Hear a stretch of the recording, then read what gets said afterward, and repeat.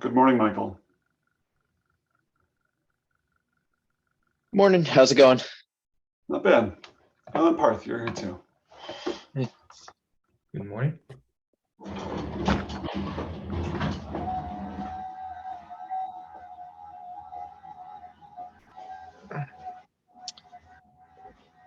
One second here. Let me.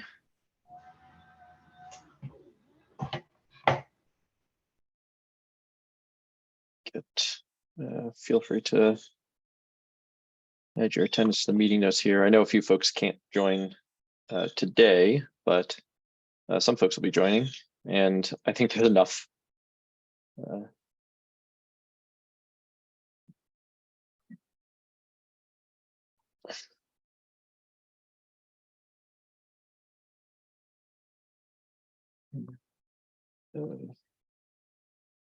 Let me see who else might be able to join.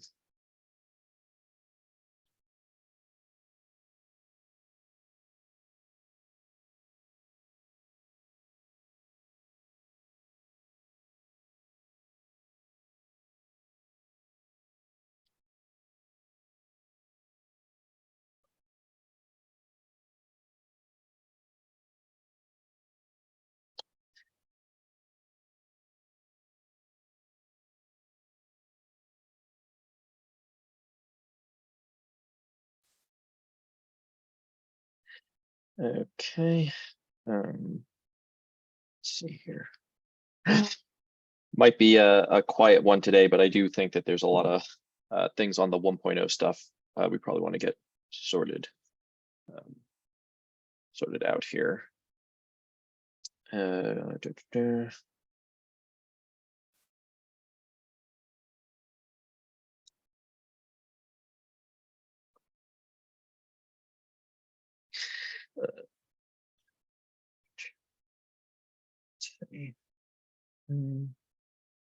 Cool.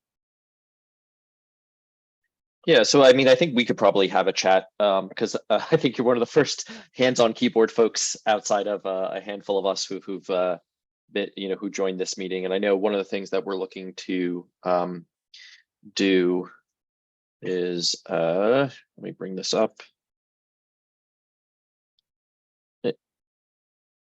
What the heck? Yeah, cat being weird. There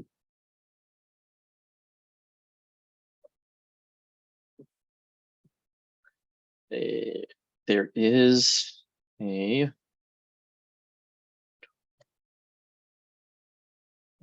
a tracking issue for the 1.0 support. Some of them have been finished. Oh. Never mind.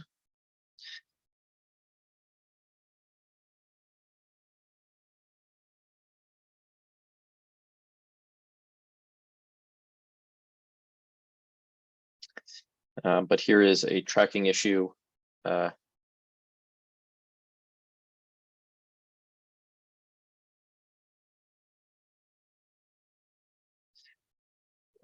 geez. Okay.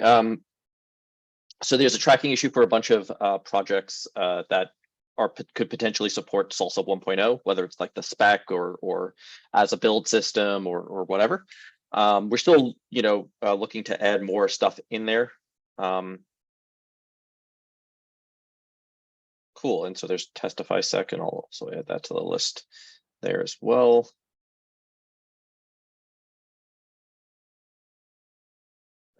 Witness. Yeah.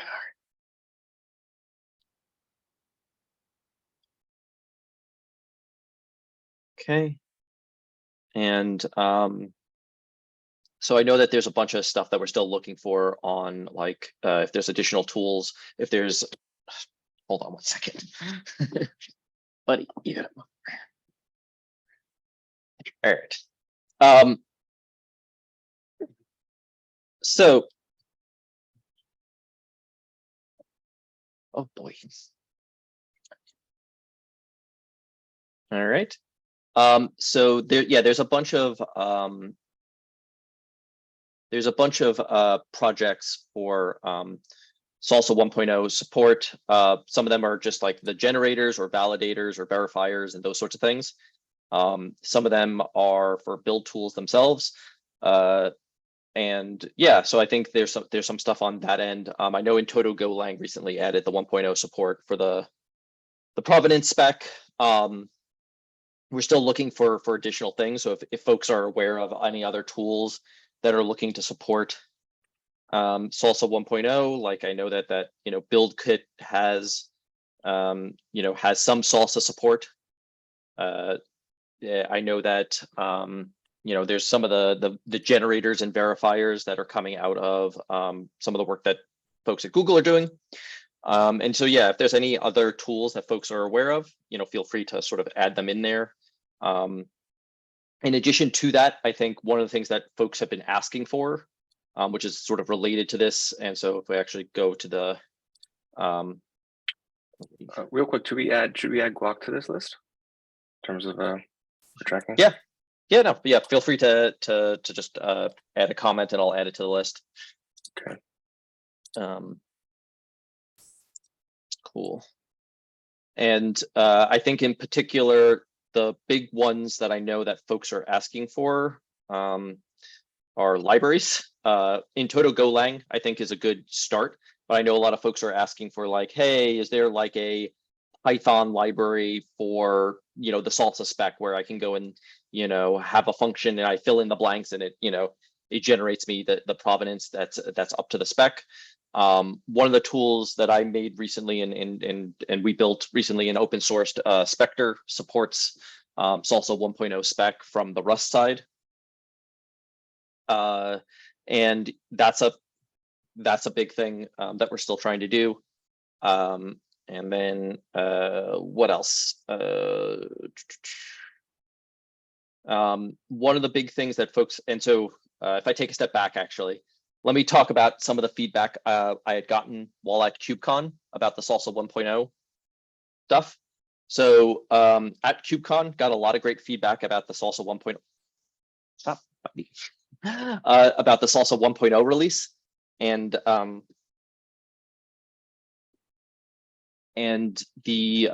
lot of the feedback was around, hey, things are good, but there's not a lot of good examples. There's not a lot of tools regarding SLSA 1.0. There was also a lot of confusion that SLSA 1.0 was purely a SaaS kind of thing, because right now I think the main thing that supports it is GitHub. And given that a lot of folks are like, hey, what does it mean to be a SLSA compliant build tool? Like, it looks like there's a lot of support for stuff in GitHub, but there's not really stuff outside of that. So there's some stuff on that end that folks are like asking around, like, hey, are there plugins for your Jenkins and some of these other tools that could help out here? And looking for stuff on that end as well. Some of the other feedback, if I go back to the issues here, and there's an issue for this that I opened, it's number 850, and I'll post it in chat as well as inside of the meeting notes in a second. All right. All right. So this issue, based on some of the things, so folks are very excited for SLSA. No examples are not enough examples for 1.0. A lot of folks who are like, hey, I'm trying to make my build SLSA 1.0 compliant, conformant, that's missing.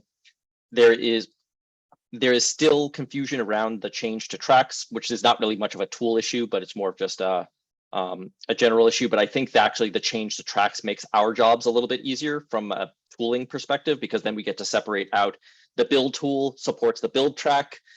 Source code control tools could potentially support the source track and so on. There is still confusion about what is actually required for it to be a SLSA 1.0 build system. Yes, Brendan. Yeah, I was going to go back to your SaaS comment there. I've heard that before from other people, and where I've heard it from is they're looking at the hosted requirement, where it says all build steps must be run using a hosted build platform, and they're reading that to say that must be some kind of external third-party SaaS offering, and not just that it's like a CI server that you're running it within your ecosystem.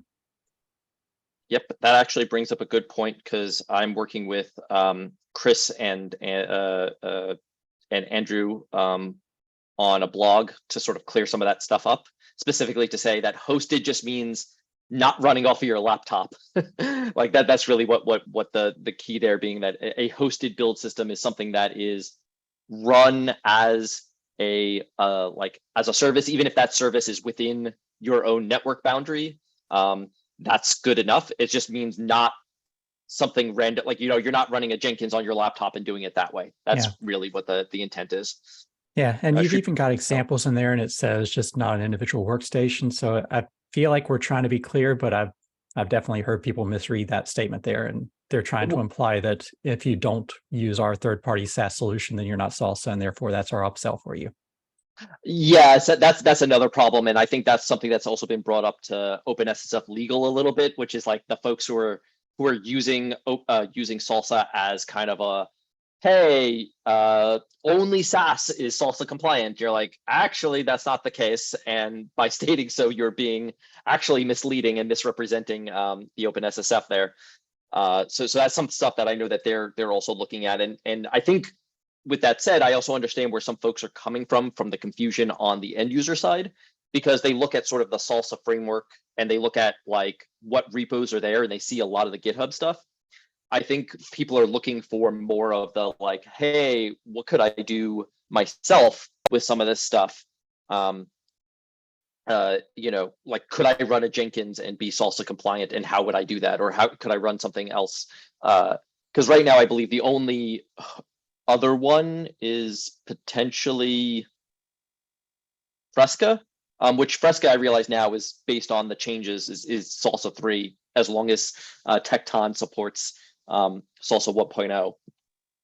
1.0, the Providence spec. The other comment I heard on that one, and they're saying that, well, if you're not using some kind of SaaS offering and it's just some person running it on their own CI server, how can you verify if you receive an artifact from that third party that they actually did run it on a secure build server? It's just their machine out there. It might not be their laptop, but it's a machine that they control. And so some kind of check in their conformance compliance, however you want to phrase that. I think there's an open question on that. Yeah, and Tom, correct me if I'm wrong, but I believe that's also still the same issue any way you sort of look at it, right? Like, how do I know that thing actually came from GitHub? It's because I trust the GitHub OIDC and yada, and so there's still some level of trust somewhere. And so if somebody's saying, hey, I'm providing you this stuff, I'm hosting it myself, and you have to trust me at some level that I'm doing the right things, whether it's through an audit or some sort of conformance program, I think is something that can be sorted out. But I think at the end of the day, right, somebody's going to say, I have some sort of signed material. That signed material points to is based on some sort of identity, and it's up to you whether or not you trust that identity to be telling you what the truth. Sorry, Shripad, you have had your hand raised for a bit. No way. I think this is good discussion. So I want to go back to your the feedback on 1.0, right? So you mentioned people wants more examples, like give me Jenkins plugins and this thing. Would it go behind? I mean, earlier in the SLSA, there was a agreement that we won't endorse any particular technology or any particular tool, right? So if we say, oh, you use this one Tecton, and then you can, that's essentially what is giving you 1.0. Well, so I don't think the idea here is not to necessarily endorse any one tool, but unlike the CNCF, which the CNCF is very like, we do not talk about tools, we just sort of talk about the concepts. Yeah. OpenSSF can talk about the tools, and we can say like, hey, this, based on the community, right? Hey, here's a tool that is SLSA that adds itself to the community list of SLSA tools, right? I see.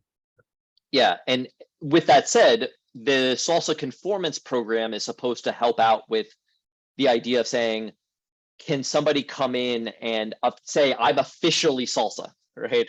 Or I am SLSA conformant, and not just like, yeah, we do SLSA stuff, right? Like that sort of thing is something that is still being worked out. And my understanding is that the tools, you would have two things. One is you have a SLSA conformance program for the tools, and you also potentially have a SLSA conformance program for your suite of builds. But the tool, right, is something like, hey, GitHub Actions has some sort of third-party audit performed against them, or they have some sort of self-attestation where they go through and say, here are the things we did to make us SLSA, to comply with SLSA, right? To be a SLSA conformant build system, right? We don't allow admins to, we don't allow admins to access the workloads that are running as builds, right? Let's something like that. Okay, cool. So they're not worried about these sorts of risks, and assuming those things are good, then hey, that's kind of a SLSA conformant build system, whatever. And then the same thing goes with let's say third parties that are like, hey, I want somebody to come, like, I'm not going to give you access to my build system, or no, sorry, I'm not going to give end users access to my build system, but I'm going to give like an auditor access to my build system, and that auditor will go and check and say, yep, you're doing all the right security things, you're doing all the right things. We believe you to be in conformance with like a SLSA build system, and that your builds are, and that these builds that you have are following the rules to be, SLSA level 3 compliant, or whatever it is. Yeah, I think that makes sense. I mean, typically that's what happens with all the federal and everything, right? This when someone say I am NIST 853 compliant, they don't want to tell it to us, prove it to the end user. They need to prove it to the auditor, and once they get that certification from them, I think they can just say, okay, we are compliant.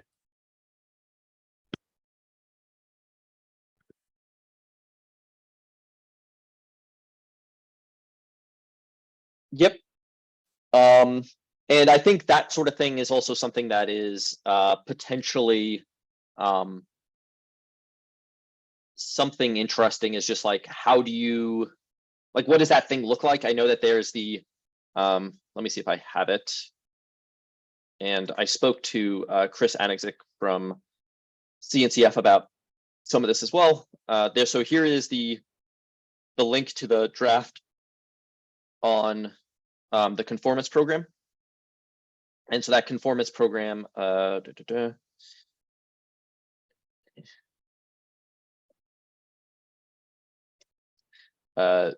idea here is to provide guidelines and recommendations around, and right now I think the rules aren't actually super clear outside of just the high level like legalese of like, you can't claim you're SLSA compliant if you haven't gone through the conformance program, because then that's misleading to folks and can help, would dilute the brand. Because one of the things that we've also ran into, and I know this is like not really interesting technical stuff right now, but I'm hoping in a few minutes we can kind of get to some of that, is like hey, a lot of folks are still claiming stuff like we're SLSA 5+ compliant, and you're like, what does that even mean?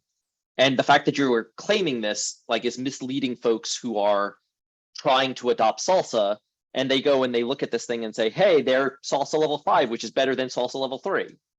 And you're like, yeah, but there is no SLSA level 5. They're just claiming that there is this thing. And also in many cases, a lot of folks are saying like, yeah, we're SLSA level 3. And then you actually ask them questions and, well, we're kind of like SLSA level 2+, like we're almost SLSA level 3. Like, yeah, but you're not. And if you tell people that you're SLSA level 3, and let's say they get hit by a supply chain attack, that looks bad on SLSA, because like, hey, we were SLSA level 3 and we were vulnerable to this attack. And it's like, well, because you actually weren't following SLSA level 3. And I know, like, just to be clear here, like I recognize that even if everybody's doing the right things via SLSA level 3, that doesn't mean you're immune from certain, immune from attacks. But if there are certain, it's still, you know what I mean. But yeah, that's kind of where I think a lot of that is starting to land and look like. Okay. I just do want to mention, Michael, that like I think regarding the like tooling question, I've seen sort of complementary feedback here internally, like teams that are going and they're looking at the spec and like they have an individual project and they're trying to figure out what do I need to do in my individual project to like to be able to say that I'm SLSA level 3. And it's like, well, you know, like first of all, the best step is to like find a builder that will do this for you, and then you just do what they say. That's definitely an area of maybe not confusion, but I don't think we want every project in the world to have to go and like figure out what all this stuff means themselves and parse all of the requirements.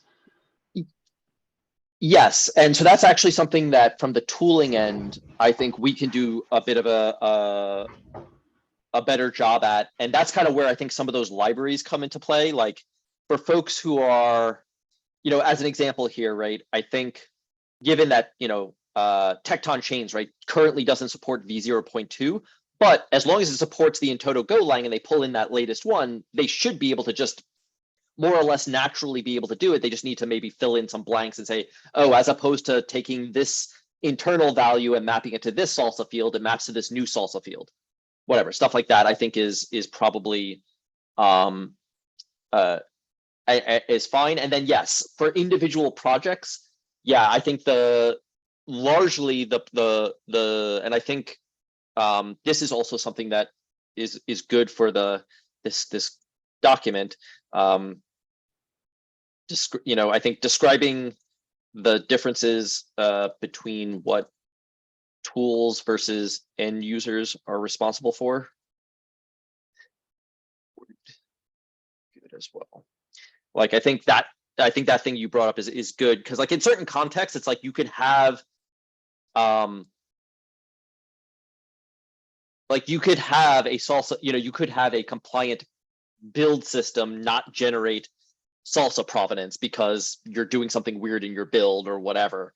But generally, I think the thing that we've done with, and which is also one of the reasons why we had kind of removed SLSA level 4 for a while, SLSA level 4 required specific things to the project. Like in order to do a hermetic build, your thing needs to be doing all these things before you're ready. And there's certain things you are doing within your build that need to be following certain rules compared to like certain things that your build system needs to do. You know, you could have like a SLSA level 3 compliant build that is broken, right? You know, like that is still malicious or whatever. Whereas SLSA level 4, it felt significantly harder because you are requiring the end user to be hermetic and potentially reproducible and yada yada. That doesn't mean, you know, it could still be malicious, but it's much harder to say, oh, hey, I ran this across multiple things. It's either the source code was malicious or all of these different build systems have conspired together to make only malicious things. So that's another thing. That's a good point. So I guess that kind of goes into like the next thing here is, how do we want to start addressing some of these things, right? Like, do folks feel like this should be something under like a I don't want to say a separate spec by any means, but like a set of guidelines around like SLSA tooling? Because some folks have been asking like for also stuff like that, like, hey, what are the sorts of things that a build tool should be doing to be SLSA compliant, conformant? Like I know we have a couple of things in the spec, but they're very, very, very high level. Some of it might be like, given that, let's say Go is kind of the most popular language in what a lot of folks are doing, hey, here's how you might do this in this particular tool, you know, in this particular language or something like that. Or we could go the library route and focus more on that. What are folks thinking?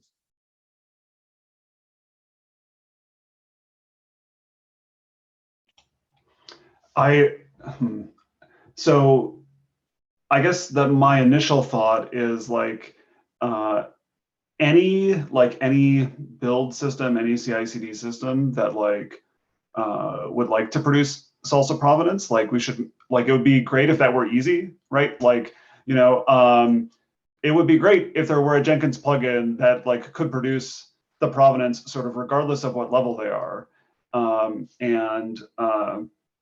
And then, you know, like maybe like, why doesn't that exist? Is it because there's not like a Java library that, like, I don't know if Jenkins is Java or not, but like what can we do there to make that work? And I think once that's resolved, then how do we move on to these other things like libraries to, you know, like how can we help these builds show that they're isolated? For example, how do we, like, what do the builds need to do to like check out the source code themselves instead of letting it happen within the build steps, etc.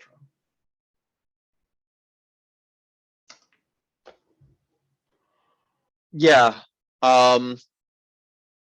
So that's something that and that might be something worthwhile as another another blog article. I think that one's going to be a bit more in depth of like the high level things of like, hey, if you're if you are a library that generates salsa provenance, like let's separate out generating and validating salsa provenance from verifying salsa provenance, right? And I use that as like validating is making sure that it's compliant with the spec. Verifying is making sure, by compliant with the spec, I mean the actual format of the document. And verifying is like, okay, now go and reach out to the URLs and make sure that stuff lines up. And hey, if you get this back and, you know, does the signature match and all that good stuff. I think that's kind of where a lot of that lands. And then separately, I think from the build side, it's like, yep, here are the ways you might do some of these things. And I don't want to go too deep down the rabbit hole on a lot of that. I think you bring up an interesting one about the Jenkins piece, because I think generally the problem is Jenkins itself is going to be very difficult. It's not Jenkins X, which is based on Tecton and Tecton chains and stuff like that. But Jenkins, like normal Java Jenkins, is going to be difficult to do much from the salsa end because it's very heavily reliant on you as the end user would need to implement this whole list of security controls before your Jenkins could be possibly considered salsa compliant, because Jenkins by default is essentially open. People can just sort of create whatever they want. And I think that sort of thing is something that we need to maybe communicate a bit better, right? Is like, hey, one of the reasons why you have something like salsa is that you're restricting how these jobs can be run.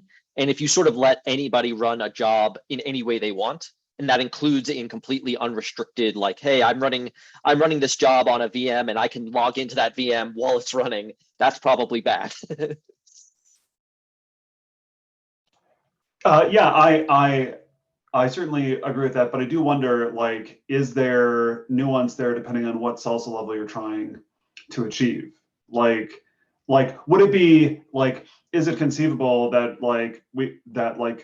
a classic Jenkins salsa 2 or salsa level 1 plugin could exist, and that still provides value even though they're not at the not able to attain the highest salsa level? Yeah, so the thing that's kind of interesting is actually we do have under the salsa framework I'm not sure if you saw, we have a Jenkins plugin. And so the Jenkins plugin was contributed, however they want to say it, by Samsung, I believe. And I believe, at least, I will have to double check here. It was by Donghee Lee, who is at Samsung Research. Yeah. So yeah, Samsung had contributed it. The problem is,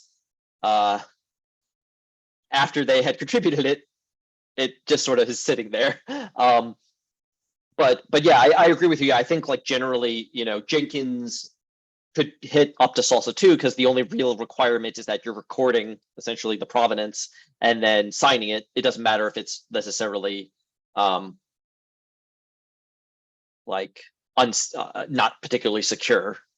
So yeah, that thing I think is there. I think the thing that actually is kind of interesting is now that this sort of exists within our space, I do think that either we should keep it up to date or be like, hey, we've decided to archive it, because I think folks might start saying, hey, I included this plugin and it doesn't work. But it's a shame that like at some level that the Samsung folks just sort of dumped it in here and went, all right, it's your problem now. I doubt that's actually the case. I just think that I know it's one of the reasons why Ian, I've been talking to Ian Lewis about starting up an APAC friendly time zone meeting for this thing, because there's a couple of folks from, I'm not sure if we've seen as well, like there's a tool from Oracle called Macaron, I think it's called. And Macaron is intended to be, it's written in Python. It generates a lot of like Salsa reports, and like it'll take a Salsa document and try and do a bunch of the verification. And also in a very, I would say like an enterprisey friendly sort of way, like it's very, generates HTML reports, that kind of thing. But it looks really cool. Like it's actually really cool. I like what they've done with it. Let me see if I can bring that up as well for folks who are, yeah, it's under the Oracle samples. I will, and the folks who are working on this are also, I think they're working out of somewhere in the Pacific. So it's like, I don't know if it's Australia or somewhere out there.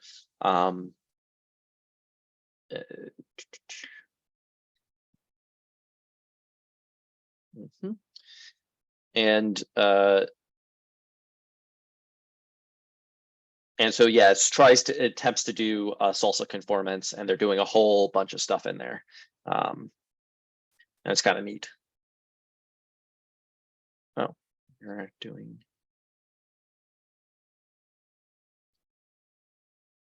All right.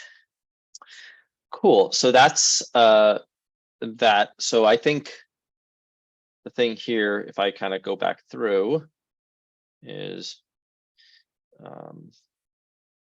so let me make sure I have this correct from what people have said is and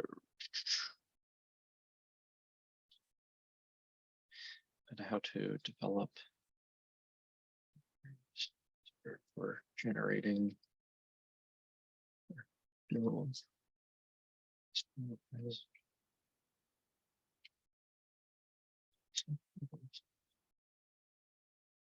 So I think the first thing that folks are sort of asking for is guidelines on how to develop tools, libraries, etc., for builds, as well as generating, validating, verifying Salsa provenance. And then in addition to that, it's, you know, example. I use that as opposed to reference because a lot of folks have a issue calling something a reference example, but example libraries for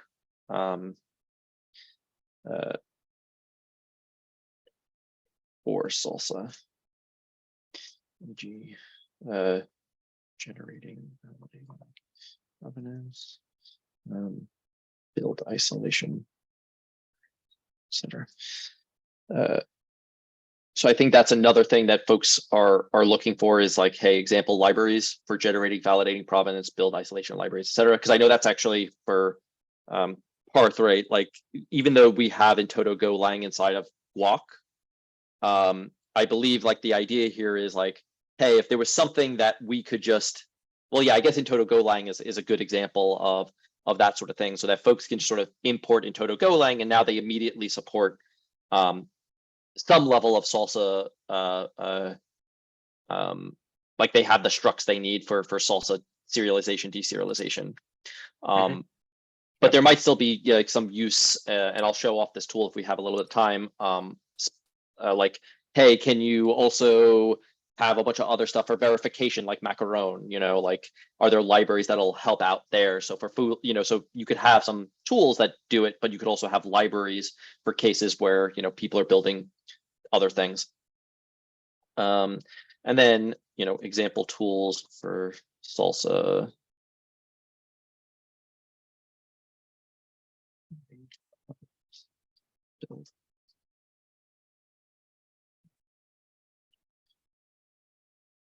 I think those are kind of the three things, like guidelines, example libraries, and then actual example tools. And I think we have the example tools. I just think we need some more that are yes, policy management is another good one.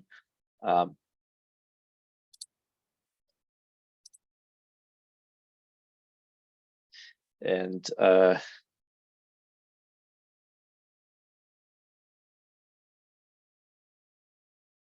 agree on the tooling to make policies. That's another important one.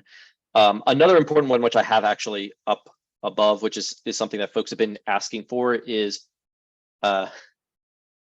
guidelines, tooling, etc., for distributing salsa provenance. So like with OCI, it's kind of easy just because you can bake it in to the repo itself. So via all the stuff like the distribution spec and all that good stuff that folks like Brendan Mitchell have been working on, we can easily discover and distribute salsa provenance that way. But for things that aren't in OCI, like how do we do that? And within the OpenSSF, in fact, there's been a couple of questions about like between like the Ruby Gems folks and the PyPI folks and the NPM folks, are like, how do we want to actually, like, if somebody downloads a package, alongside that package, if salsa provenance exists, it should be downloaded. And in addition to that, folks also want to do stuff like, hey, before I download this package, can you see if there's salsa provenance, download that salsa provenance so I can verify it before downloading it, especially given that how many of these packages can run arbitrary code on your machine as part of the downloading process.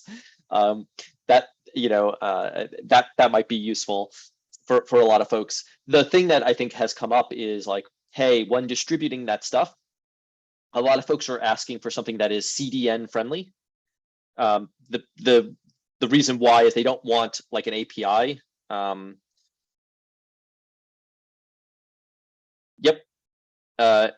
don't want an API. They want more of like a, hey, here's a REST endpoint, and so we can cache that REST endpoint and just do that, which is huge. And then the other thing is like, so some of the conversations I've had is like, folks are asking for something like guidelines on some of this, because a lot of folks are, you talked getting folks across the different tools to agree to, here is what the REST, here's what this, not REST, but like, here's what the structure of the URL is going to look like.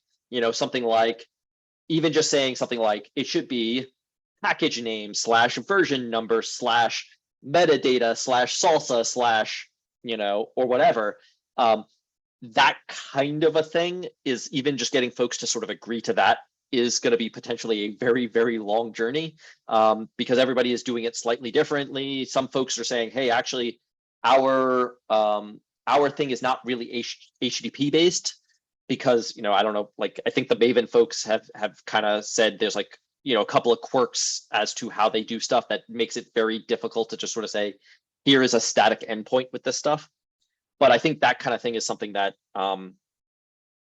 folks are really, really, really looking for. And I mean, one of the things we could pretty much do, right, is maybe even just write up some either guidelines real quick, or even a simple like, hey, here's an HTTP server that distributes this stuff. I don't know. Tom. Yeah, yeah. So I definitely agree. This is a really important problem to solve. I do wonder what people think about this. The way that I've been thinking about it is that we might wind up needing two ways to do it. There are a lot of advantages for distributing the provenance, like sort of alongside the artifact in the way that the ecosystem that best supports the ecosystem. But then that doesn't work well for I found the package on my machine.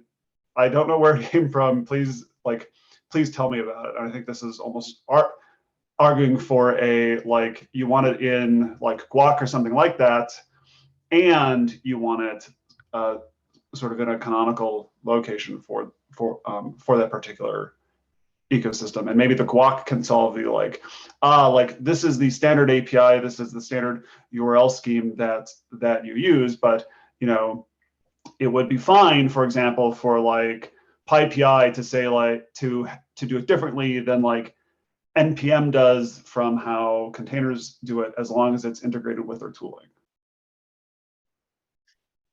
Yep. Yeah, that's definitely something that, oh, Parth, why don't you go? Well, I was just gonna say like for using Guac, I think it makes more sense. Like you don't have to store the document anymore, right? The salsa attestation you generated, because Guac can recreate that document for you with the information that it stores, right? So it's like, even if you lose, like, so once it's in Guac, you can be like, yeah, I can, if you need to recreate the document again from, right, for that specific package or whatever else it is, then you can do so. Can you though? Yeah. Like, can you recreate the signed DISI and have the signature validate?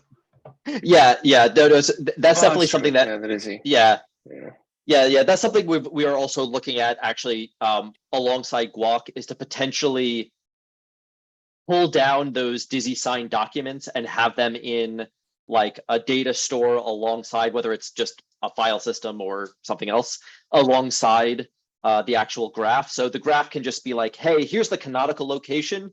But if for some reason that canonical location is no longer available, or you're in something like more of a network isolated environment, here's where we've downloaded it locally.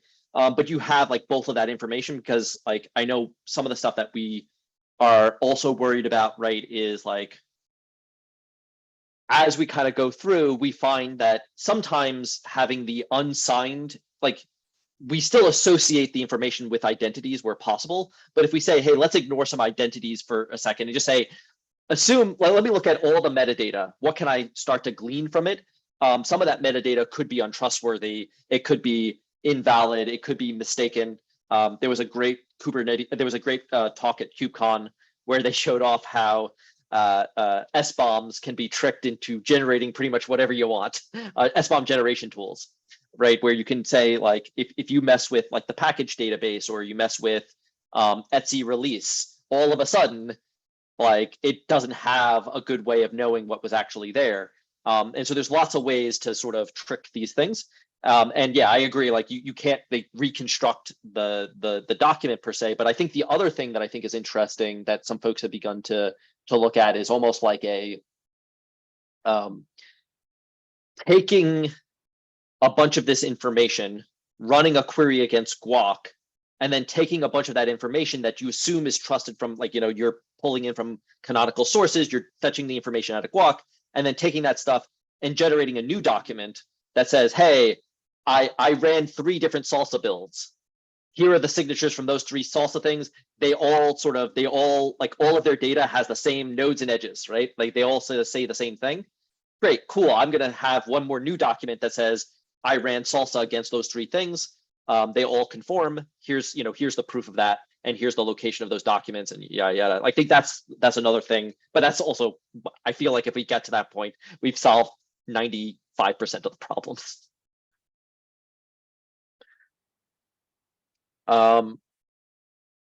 But yeah, I think I agree with you on like Guac and having some sort of discovery thing, because I think a lot of folks are saying, this is where I think if Guac becomes a public service, is something that it'll have to deal with, is talking to some of the folks from Ruby Gems and some of those things, is like, hey, they get swamped with so many different queries. I think Guac is a very specific sort of query that you're going to be asking it, which is probably less complicated. Like, it might be like more efficient than, you know, running the query against something that's mostly intended to distribute binaries, or not binaries, but files and that sort of thing, compared to some queries. But I know that, like, how is that going to scale? Let's say if, like, all of a sudden a new version of a thing comes out and everybody goes, okay, great, there's a new version of a thing that came out, you know, let's just say, you know, React, for example. Hey, let's see if there's a known salsa attestation for React. Let me check Guac, and you have 1 million people querying the public Guac all at the same time. Could lead to some issues, but we'll get to that when we get to it. Yeah. What else? If folks had a few minutes, I did want to show off the open source tool I just released on some of this stuff. Unless, does anybody else have any questions or comments about this?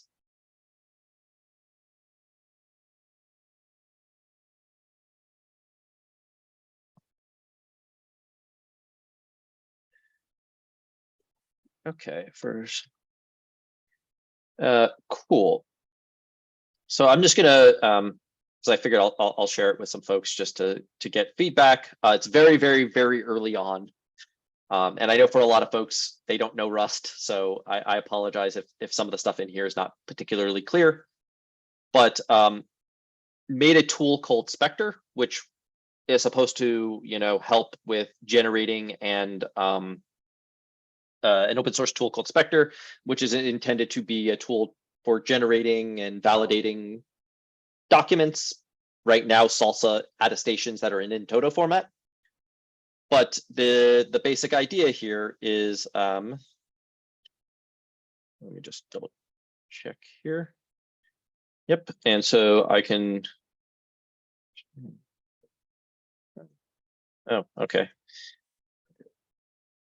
Apparently this is, let me just see if I have.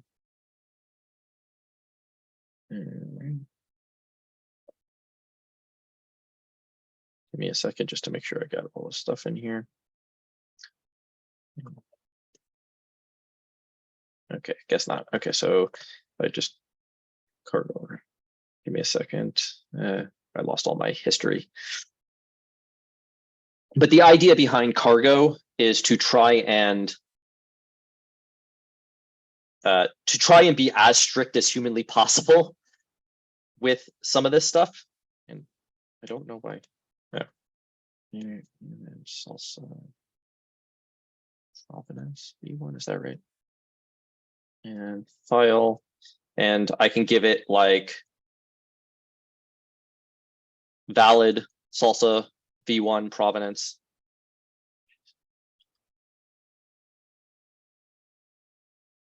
Right, and this is valid SLSA provenance, and it just says, hey, valid in toto document, and it like validates it quite strictly. So for example, if URLs in the repository and stuff like that are not actual URLs, it will barf, right? It'll be like, hey, this is, you gave me something that's supposed to be a URL and it's not a URL or URI, it's something else. And if you get something that is supposed to be a timestamp and it's not a timestamp, right? It's just a string, right? A lot of like the thing that we started to notice with a lot of this stuff is like a lot of these a lot of the tools are mostly just doing some basic checks like, is it a string? Oh, if it's a string, cool, great. But what we noticed is like especially with Guac, as we start to ingest a lot of these things like the SLSA documents is, well, we're trying to figure out if it's a timestamp because we're adding that as extra metadata in the Guac data model. And so if we start to get a ton of these SLSA attestations that are not actually valid, they're mostly valid, and a lot of tools will actually verify that or validate that, yeah, it's valid because it's a string. All of a sudden, you start to run into all sorts of issues with like, hey, I can't actually parse this and use it in a meaningful way in a lot of the tools because the data is mostly correct, but not completely correct. And so like and the thing that I'm looking to do, this is also supposed to help out with folks who are, let's say, building their own tools, is to come in and do like if I were to give it an invalid predicate, right? It goes and says, hey, unexpected predicate type, SLSA provenance v12, right? Hey, I expected v1, you gave me v12. And it'll print out the document. And then the same thing also goes with just invalid. And then the idea here is also that for an end user, missing field type, build type. Okay, cool. Well, like the thing that I'm actually working on now is to try and make that a little bit more descriptive, and so that it'll display the document, highlight specific areas like, hey, I'm expecting a build type, and the build type should look like this. Or, you gave me something that should have been a URL, and also show all the areas where that is. Right now, I can only show one at a time. So if I update build type, it'll just go to the next error. But what I would like to do is come in and be able to highlight all the different areas in red or whatever of like, hey, this is missing, or this is the wrong type. Cool. And then as folks are building out the tools to do SLSA or generate, verify, yada, yada, they can come in and be like, oh, great, I'm missing this. Cool, I can do that. And then also, because this could be easily be a library, other folks who, let's say, are writing Rust tools can come in, look at the provenance structs and be able to say, okay, SLSA provenance v1 predicate consists of a build definition and run details, right? That's it, right? Those are the two things in the provenance spec. If we go up a level to the actual in toto spec, the in toto spec, expects a, oh, actually, this is supposed to be a URL. I changed some stuff around there, and I guess I had broken that. But yeah, this is supposed to be a URL. This should also be a URL, but it consists of a URL, a list of subjects, and a predicate, right? And the predicate right now is just, any num, which consists of a SLSA provenance v1, but we could have all sorts of other stuff in there like VSA and VEX and whatever else that comes out of a lot of these things that are getting built out, and then be able to kind of help out in generating that. And then of course, over time, we could also begin to add in like verification as well for this. And I think this sort of thing has helped out a lot in, starting to also generate like test data for SLSA attestations. Like I can start to create all sorts of fuzz data and be able to start testing out stuff like, hey, I can ingest a ton of stuff into Guac and see what happens. Anyway, that's I know it's very, very, very early on, but that's kind of the general gist of it. And yeah.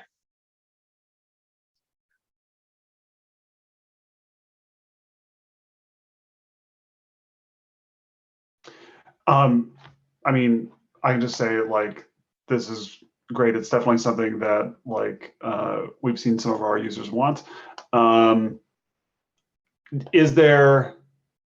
Does it already, or are there plans for it to also be able to like validate the DISI, that it's like signed in a standardized way, etc.? Yeah, the idea is to use, at least for right now, integrate with Sigstore Rust. Okay. Yep. Okay. And the other thing that's kind of neat, which I'm trying to explore, is apparently this, because I've done a lot of stuff with Rust and WASM before, this should just support WASM. And I know Sigstore Rust also supports WASM mostly. There's a couple of things that it probably needs to still do, but so I think there's a lot of areas where this could just also just work in a lot of different environments. But yeah, the idea is to also support the DISI envelope, to support potentially other attestation types, and then also be, when we start to build out that SLSA like source attestation, right? The source provenance attestation, or whatever we want to call it. That kind of thing would be, it would probably be able to support that as well. And then some of the other tooling building around it is like probably go in and verify, right? Hey, I know this is actually a URL, treat it like a URL, and actually go in and try and resolve some of the things in there as well. And then of course, over time, we can kind of like make it more generic and support arbitrary kind of things that come in. Because I know another thing that I think has been brought up is, hey, could something like this pull in the build definition at runtime? Like pull in the build definition spec at runtime? Like what does, as an example here, like the npm reusable workflow coming out of Google will say, here's what the build definition should look like. Great. I see that this is npm. I see that it goes to this URL. I see that, let me pull in that spec, which I know right now is supposed to be human readable, but like we might be able to have both, right? Some sort of human readable spec and a machine readable spec. And then at runtime, just be able to pull that in and validate. And then with certain, well-known types, we can easily, compile it beforehand and have strict sort of compile side typing and, compile typing and all that good stuff.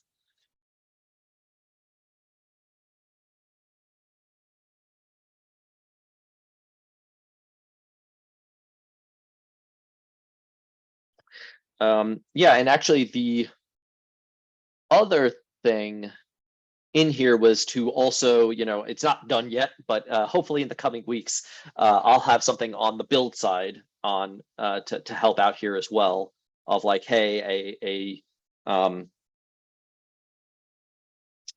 idea being, folks are asking for something akin to, could I run a GitHub action? And you can run GitHub actions locally, but can I run some sort of build where I have some code to run, let's say, a container, but the idea here is I'm going to run a build container very, very specifically, right? I'm going to have a build system that can only run containers that are very secure, just as an example there, right?